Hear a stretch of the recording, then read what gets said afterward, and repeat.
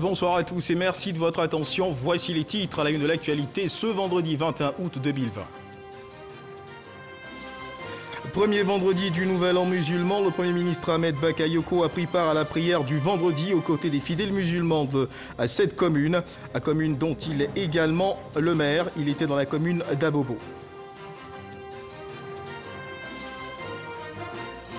De plus en plus, des propos aux tendances incendiaires sont observés sur la toile. Face à ces dérives susceptibles de mettre à mal la cohésion sociale, le parquet met en garde. Le procureur de la République a animé une conférence de presse ce vendredi.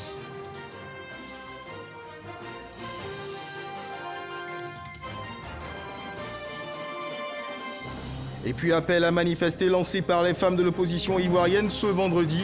Nos reporters ont sillonné quelques quartiers de la ville d'Abidjan, le point de leurs observations dans ce journal. Oui, bonsoir à tous. Depuis hier, jeudi 20 août 2020, la communauté musulmane est entrée de plein fouet dans sa nouvelle année. L'année islamique passe donc de l'an 1441 à l'an 1442 Hégire. Pour faire simple, cela signifie que nous sommes donc dans le premier mois du calendrier musulman. Nous sommes donc ce vendredi, le premier vendredi de cette nouvelle année. Et tous les vendredis, vous le savez, certainement, c'est jour de prière pour la communauté musulmane. La communauté musulmane de la commune de Abobo, elle comptait parmi ses fidèles une personnalité qui a choisi de passer ce premier vendredi en sa compagnie. Il s'agit du Premier ministre Ahmed Bakayoko. Des prières ont été adressées pour que règne la paix et la stabilité en Côte d'Ivoire, mais surtout une présidentielle apaisée dans le pays, connaît par Gassoro. Vendredi 21 août 2020, premier vendredi de la nouvelle année musulmane 1442 Hégire. Jour important pour la communauté musulmane. Comme tous les vendredis, le Premier ministre, ministre de la Défense par ailleurs, maire de la commune d'Abobo, choisit une mosquée pour la prière de Djouma. Ce premier vendredi du Nouvel An musulman, c'est la mosquée Moroba du quartier Anador qui a accueilli le Premier ministre Ahmed Bakayoko. Pour lui, il s'agissait non seulement de prendre part à la grande prière de ce premier vendredi du Nouvel An du calendrier musulman, mais surtout témoigner à ses administrés que malgré ses nouvelles charges, il est et demeure à leur côté. Profitant de l'occasion, l'imam Ali Doumbia, imam principal de cette mosquée, a invité la communauté musulmane à être des partisans de paix et à prôner autour d'elle les valeurs de tolérance et d'amour. L'homme de Dieu n'a pas manqué d'exprimer sa reconnaissance au chef de gouvernement. On pensait peut-être qu'avec toutes ces charges qu'il a aujourd'hui, il n'allait pas avoir le temps pour venir à Bobo, surtout venir prier ici à la mosquée à Bobo.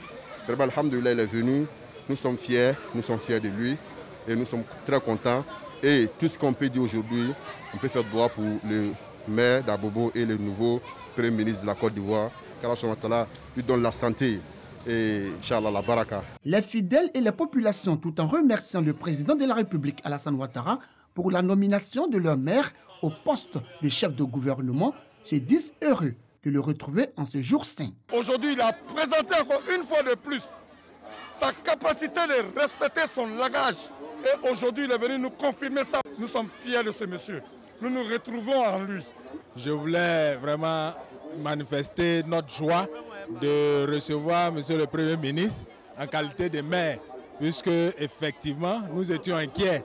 Mais quand aujourd'hui, il vient prier à la mosquée avec nous, ça nous rassure qu'il ne nous a pas oubliés et qu'il ne va pas nous abandonner. Prières et bénédictions pour la paix et la stabilité en Côte d'Ivoire, mais surtout pour une élection apaisée en octobre prochain, ont également meublé cette prière du vendredi de ce 2 Muharram, premier mois de la nouvelle année du calendrier musulman 1442 Hégire dans la commune d'Abobo. Bénédictions qui ont permis au Premier ministre, ministre de la Défense, maire de la commune d'Abobo, Ahmed Bakayoko, de prendre congé des fidèles du quartier Anador. Cette nouvelle année débute par le premier mois appelé Muharram. Qu'est-ce que l'an musulman ou l'an hégirien? Réponse à cette question avec Koné Pargassoro. Le jeudi 20 août 2020, la communauté musulmane est rentrée dans une nouvelle année, l'an 1442 Hégire. À compter de ces jours, correspondant au premier Muharram, le premier mois du calendrier lunaire, sont définies les dates importantes de l'année pour les musulmans. Le nouvel an musulman est signe de festivité, notamment dans les pays musulmans où la date est déclarée jour férié. C'est un événement célébré traditionnellement en famille ou entre amis autour d'un repas. Occasion pour se souhaiter les vœux les meilleurs. Le calendrier musulman est un calendrier lunaire fondé sur le cours de la lune. L'an musulman compte 12 mois lunaires de 29 à 30 jours chacun, soit 354 ou 355 jours. Il est donc plus court qu'une année solaire d'environ 11 jours. La nouvelle année 1442 Hégire débutée le jeudi 20 août 2020 prendra fin le 8 août 2021 selon l'observation à l'œil nu de la nouvelle lune qui signale le début du mois pour les musulmans et non le calcul astronomique. Voilà le récit de notre reporter Koné Pargassoro, une nouvelle année musulmane, mesdames et messieurs, où des prières, vous l'avez vu plus haut, ont été portées à Dieu afin d'irradier le pays d'ondes positives. Car si l'on s'en tient au constat fait depuis un moment sur la toile, il y a matière à s'inquiéter. Ce constat n'est pas le nôtre, il est celui du parquet d'Abidjan qui note une recrudescence de propos incendiaires appelant à la désobéissance civile et au trouble à l'ordre public. Le parquet a fait une mise en garde ce vendredi 21 août contre les auteurs de ces propos. Des personnes ont été identifiées comme auteurs de ces dérives, selon Abel Yeo, le procureur de la République adjoint qui a tenu cette conférence de presse. Gabriel Zali. Sur les réseaux sociaux, il n'est pas rare de lire ces propos qui incitent visiblement à la désobéissance civile, selon le procureur de la République adjoint. La Côte d'Ivoire, depuis le 7 août 2020, n'attend plus des élections et ce n'est pas ce à quoi elle se prépare.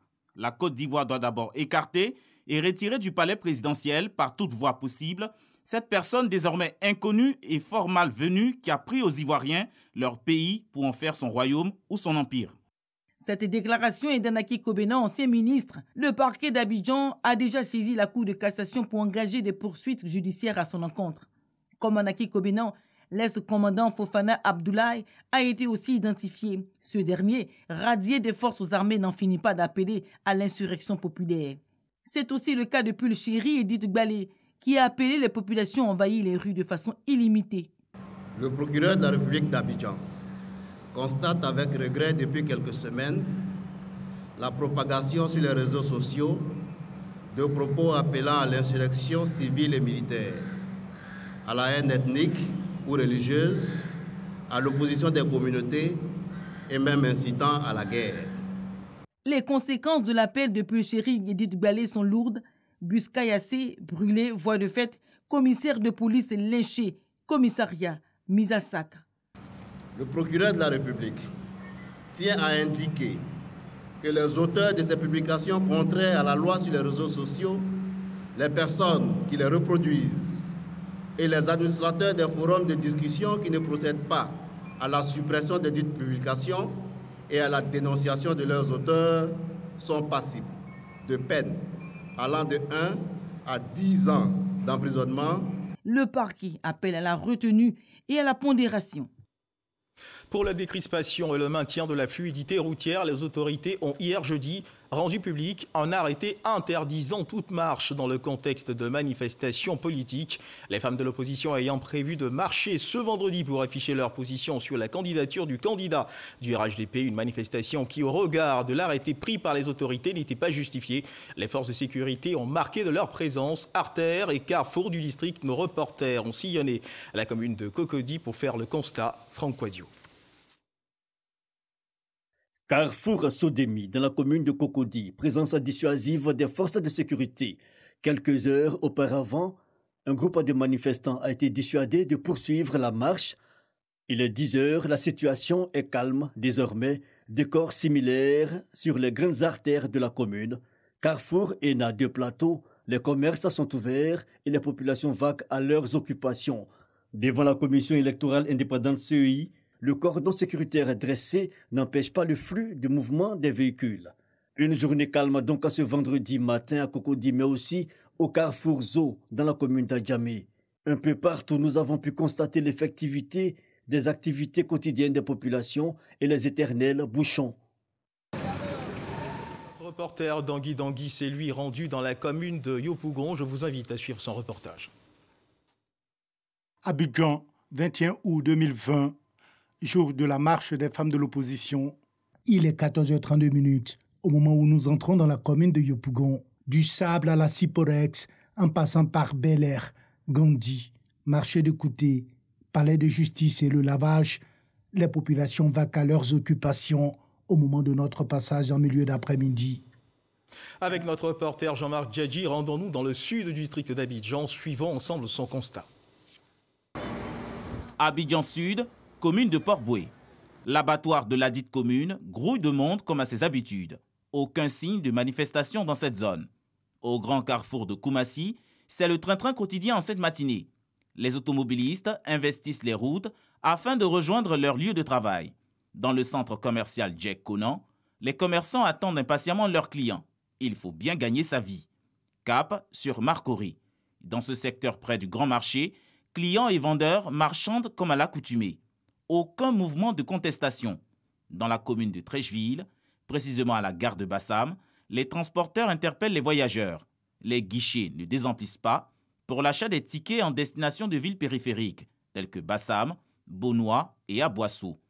On prend même le temps de se nourrir dans des restaurants de fortune attendant son minicar. En somme, le calme et la normalité règnent dans la partie sud du district d'Abidjan. L'appel à la contestation par l'opposition n'a donc pas été suivi par les populations. Le gouvernement a ordonné la suspension de toute manifestation sur la voie publique pour les autoriser seulement dans des enceintes closes. Cette mesure prise dans le cadre de l'état d'urgence en cours a pris effet depuis le mercredi jusqu'au 15 septembre 2020. Le constat de notre reporter Jean-Marc Djadji qui était lui dans la zone d'Abidjan Sud. Et vous allez le voir, vous le voyez d'ailleurs en image, le calme n'a pas prévalu dans toutes les localités. À Beaunois, sur ces images, vous le voyez, des véhicules ont été incendiés. Une journée marquée de plusieurs violences à travers la ville. Des pneus incendiés sur du bitume, ça laisse forcément des traces, mieux des séquelles dont les conséquences peuvent être désastreuses pour les automobilistes. Vous allez le voir dans le reportage qui va suivre, comment les récentes manifestations ont sévèrement éprouvé le bitume, les routes réhabilitées. C'est le cas notamment à Elibou sur l'autoroute du Nord et à Beaunois. Notons que ces dernières années, l'État ivoirien a consenti d'importants investissements pour la construction et la réhabilitation des routes. Des dégradations qui n'ont pas échappé au regard de nos reporters, Lanciné Bakayoko et Mahama Traoré. Avis aux usagers de l'axe Yamoussoukro-Boaké, il faudra désormais faire attention à ces crevasses situées au niveau du village de Séman. Plus loin, sur l'autoroute du Nord, Gaussou est obligé de marquer un arrêt. Dans ce village situé en périphérie de l'autoroute Abidjan-Yamoussoukro, son véhicule de transport vient d'effectuer un passage malencontreux sur un nid de poule. Tout de suite là, je venais, j'ai frappé dans le tout, mon raccord de dynamo est desserré et c'est pas bon. L'autoroute, tu viens en pleine vitesse, tu viens voir un trou. Là, ça peut créer même des accidents graves. Les gens pensent que c'est les enfants de Libou, c'est les jeunes de Libou. Nous, on n'a rien à voir. Il n'y a pas un jeune de Libou qui s'est levé pour venir dire que non, que je suis prêt pour me révolter. Il n'y a pas un jeune de Libou qui a fait ça. Ils sont venus d'ailleurs.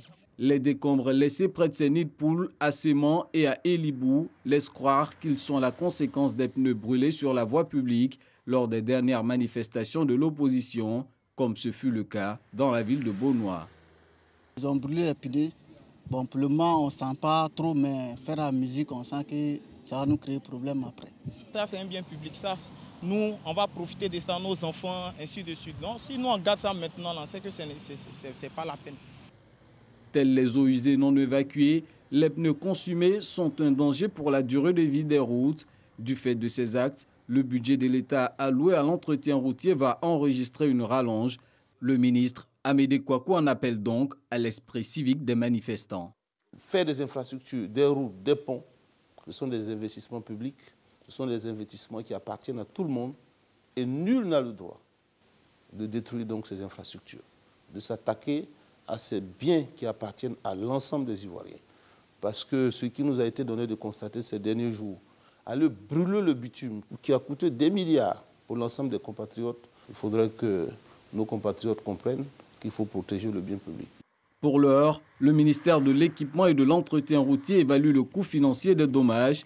Dans l'immédiat, des travaux de correction seront entrepris pour restaurer les sections dégradées. Apaiser les esprits pour un retour au calme dans la région du Golfe, c'est la mission que s'est assignée Miss Belmonde Dogo, députée de la circonscription de Guibérois, de Galébré et de Dignago, qui a engagé une tournée dans plusieurs localités de cette région. Au menu, rencontre avec les jeunes et les chefs traditionnels. Le reportage de Mamadou Kouassi. Pendant 48 heures, Miss Belmonde Dogo secrétaire d'État chargé de l'autonomisation des femmes, a sillonné le Grand Guibérois, comprenant les sous-préfectures de Galébré, de Dignago et de Guibérois. Elle est allée échanger avec l'ensemble des populations et surtout les jeunes des différentes formations politiques de ces localités. Fustigeant les actes de violence enregistrés dans la région du Gor, Miss Belmont Dogbo appelle les populations à la retenue et surtout à tourner le dos à la violence, tout en garantissant la paix, la cohésion sociale et le vivre ensemble. Une démarche bien appréciée par les chefs traditionnels ainsi que l'ensemble des populations qui ont décidé de s'inscrire dans la dynamique de la paix sociale. Je demande pardon, on peut se tromper une fois. Je pense que nous nous sommes trompés. Elle nous a rencontrés, elle nous a édifié vraiment beaucoup de programmes, beaucoup de projets, beaucoup d'initiatives du gouvernement. Nous allons nous retrouver et tenter de parfaire afin que Guibérois n'y ait plus jamais de marche. Miss Belmont Dogbo, députée de ces 3 sous-préfectures, a également invité la population à préserver les acquis du développement. C'est pourquoi elle les exhorte à promouvoir le dialogue et le travail. Chacun peut avoir son parti politique, mais le plus important, c'est la vie humaine. Peu importe nos divergences, nos différences, on doit savoir se retrouver et se parler. On n'obtient rien par la violence, on n'obtient rien dans la bagarre. Jusqu'après la violence, la bagarre, on s'assoit pour faire des négociations. Autant commencer par ces négociations. Lorsque vous allez retourner dans vos villages, dans vos communautés, appelez nos frères et nos sœurs à la cohésion. Ces différentes concertations vont se tenir régulièrement, a-t-elle signifié aux populations. Mais avant, elle souhaite que les valeurs de paix et de cohésion qui ont toujours prévalu dans leurs différentes sous-préfectures demeurent à jamais pour le développement du Grand Guibérois et surtout pour le bonheur des populations.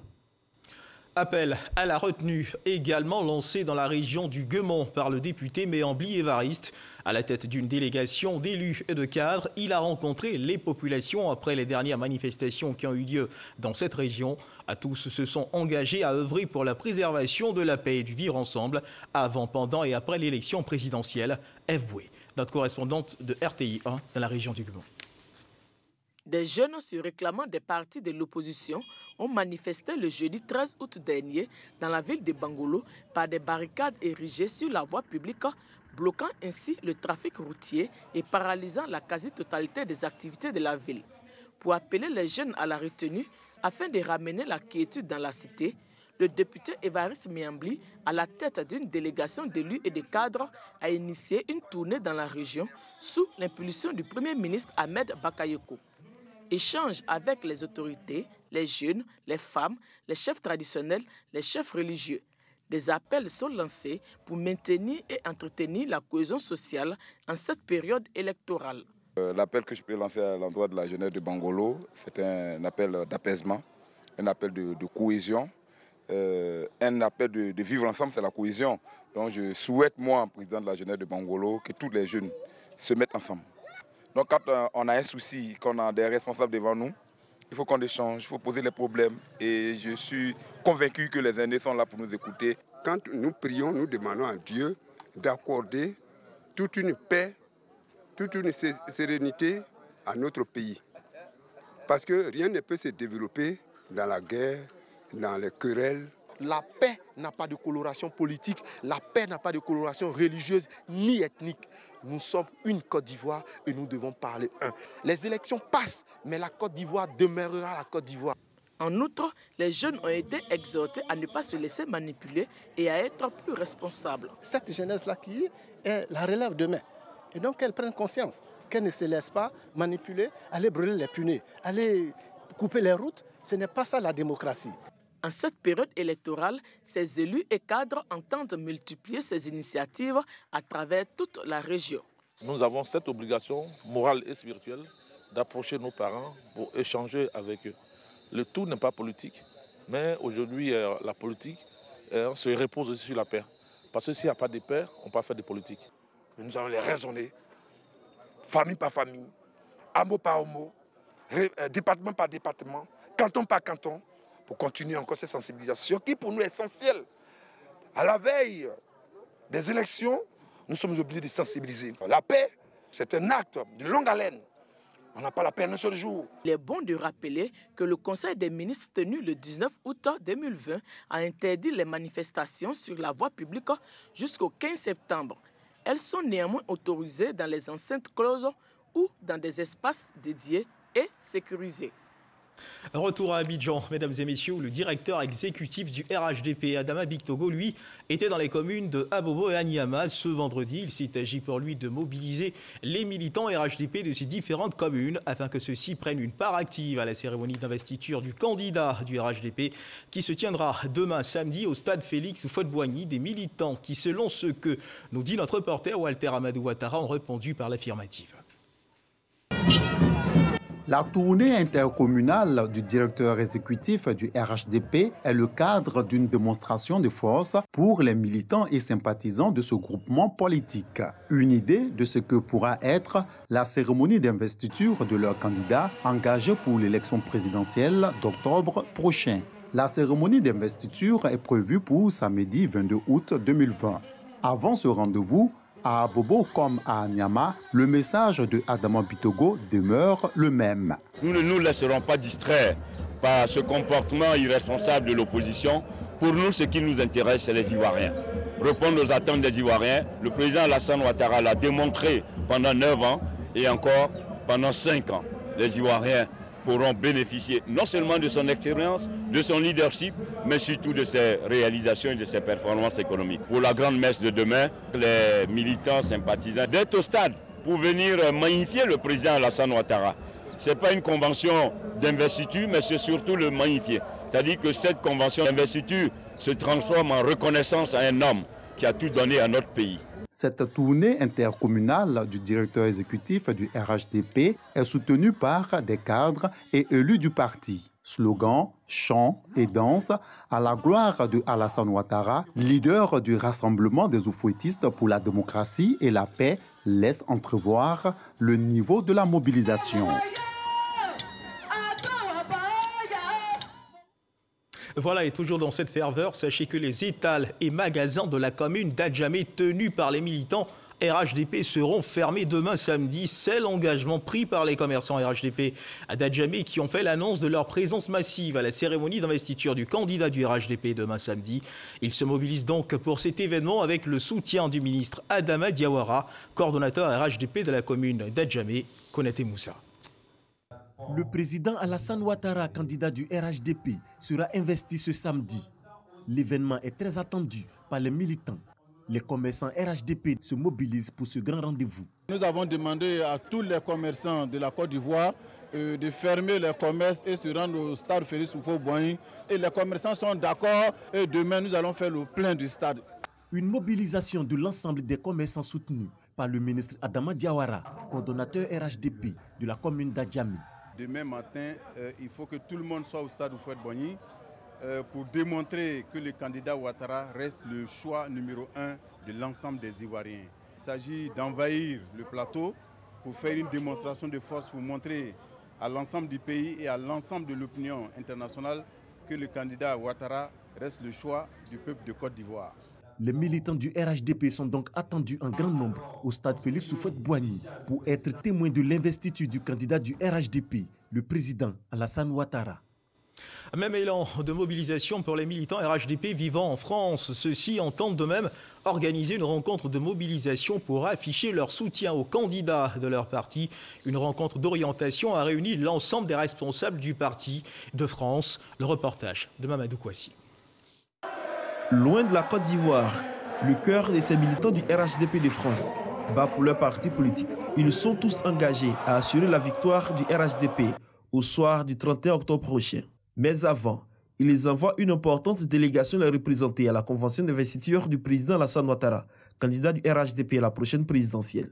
Les militants restés sur place en France vont participer à leur manière à cette convention d'investiture en prenant part à une marche et un meeting de soutien à la candidature du président Alassane Ouattara. On leur demande de sortir massivement et ils sont prêts. Ils sont même demandeurs. Alors, le 22, nous serons à Paris et le 29, nous serons à Lyon, aussi nombreux pour valoriser les acquis de la gouvernance du président Ouattara. Ces délégués présents à cette rencontre ont eu pour mission de les différents responsables la mobilisation des militants et sympathisants pour offrir au RHDP un nouveau mandat au soir du 31 octobre 2020. Pour cette élection présidentielle, mesdames et messieurs, vous le savez certainement, chaque candidat devra fournir 1% de son électorat dans 17 régions de la Côte d'Ivoire avant son investiture qui doit se tenir demain samedi au stade Houphouët-Boigny. Le candidat du RHDP semble déjà avoir réuni ses parrainages. Le reportage d'Éric Goré. Les membres du Rassemblement des Oufouettistes pour la démocratie et la paix, RHDP, en ordre de bataille pour la présidentielle d'octobre. Avant l'investiture de leur candidat ce samedi 22 août, ce parti peut se réjouir d'avoir obtenu des centaines de milliers de parrainages de toutes les régions de la Côte d'Ivoire. Le directeur adjoint chargé des élections est confiant pour la suite. Que ce soit dans la région de Lifou, du Nzi, du Sud Komoué, de la région du Gor, du Cavali, vraiment de partout, comme vous le constatez là, des Ivoiriens spontanément, la Nawa, etc., spontanément ont produit en tout cas des centaines de milliers de fiches de parrainage. Et il a fallu des nuits blanches pour les digitaliser. La CEI ne nous demandait que 1%. Là où la CEI ne nous demandait que 1%, les Ivoiriens massivement, mais comme un seul homme, tout le monde voulait nous donner une fiche de parrainage pour le président, le candidat Alassane Ouattara. Pour nous, c'est déjà un grand signe que ce match est pratiquement plié. Pour mettre fin aux candidatures fantaisistes, la commission électorale indépendante, CEI, demande à chaque candidat d'obtenir des parrainages dans 17 régions de la Côte d'Ivoire, représentant 1% de son électorat. Dans la commune de Port-Bouët, le coordonnateur régional associé du RHDP, Siandou Fofana, a lui reçu ce vendredi 80 000 parrainages de la part de mouvements de soutien au RHDP et chefs traditionnels des régions de Landénié, du Ablain et du Gontougo. Jean-Marc Djadji. Port-Bouët, siège du Rassemblement des Oufouettistes pour la démocratie et la paix, RHDP. Le coordonnateur régional, Siandou Fofana, et ses collaborateurs reçoivent ici au total 80 000 parrainages de la part des mouvements de soutien et ressortissants des régions de Landénié, du Ablain, du Gontougo et du Sud Komoué. La collecte de ces signatures est bénéfique pour la validation de la candidature du président Alassane Ouattara par la commission électorale indépendante, CEI. Ils sont venus nous restituer la moisson de leur récolte et je dois avouer que la moisson est bonne, très bonne d'ailleurs et au-delà de nos attentes. C'est le lieu de leur dire merci pour leur implication parce qu'on sait que tous se sont impliqués pour appeler l'ensemble des membres de leurs différentes communautés pour ce qui concerne les communautés, mais pour les associations et mouvements, ils se sont appuyés sur les relais qu'ils ont implantés sur l'ensemble du territoire de Port-Bouët. Les associations de jeunesse acquises au RHDP et les chefs traditionnels de ces régions ont réaffirmé leur soutien au président de la République. Ils lui promettent un large score au soir de l'élection présidentielle du 31 octobre prochain. Et toujours sur la question du parrainage, plusieurs associations féminines ont également transmis leur parrainage aux candidats du RHDP. On retrouve notre reporter Cheikh Koné. Pour joindre l'acte à la parole, le lundi 17 août dernier, les femmes de plusieurs groupements associatifs à caractère politique, social et économique de différentes régions de la Côte d'Ivoire ont remis au directeur exécutif du Rassemblement des Oufouettistes pour la démocratie et la paix RHDP, Adama Bictogo, un premier lot de 12 000 fiches de parrainage. Je voudrais vous féliciter pour les milliers de parrainages que vous avez réussi, parce que si je vous considère comme une région, vous avez fait plus de parrainage que lundi même. Parlant au nom de ces femmes, Mme Djedje Bagnon Anissette a remercié la ministre Bakayoko Liramata pour avoir donné de la visibilité à leur travail sur le terrain. À son tour, Bakayoko Liramata s'est félicité du sens du sacrifice du président Ouattara pour son pays. Ils sont venus dire merci au président et nous dire leur engagement pour porter sa candidature. Et ils l'ont exprimé d'ailleurs par le travail qu'ils ont fait sur le terrain au niveau du parrainage. Le candidat du RHDP est connu depuis le 6 août dernier. Il s'agit du président Alassane Ouattara, Il sera investi officiellement par son parti ce samedi 22 août au stade Félix Houphouët-Boigny. L'actualité est certes marquée par les différents quartiers généraux qui préparent la présidentielle de 2020, mais il ne faut surtout pas oublier cet autre point de l'actualité qui, même silencieux, continue de sévir. Il s'agit du coronavirus.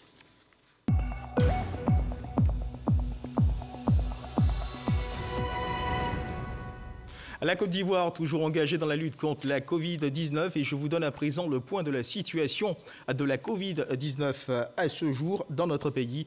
Les chiffres de ce vendredi 21 août révèlent 61 cas confirmés sur 950 échantillons prélevés, 209 nouvelles guérisons, 0 décès.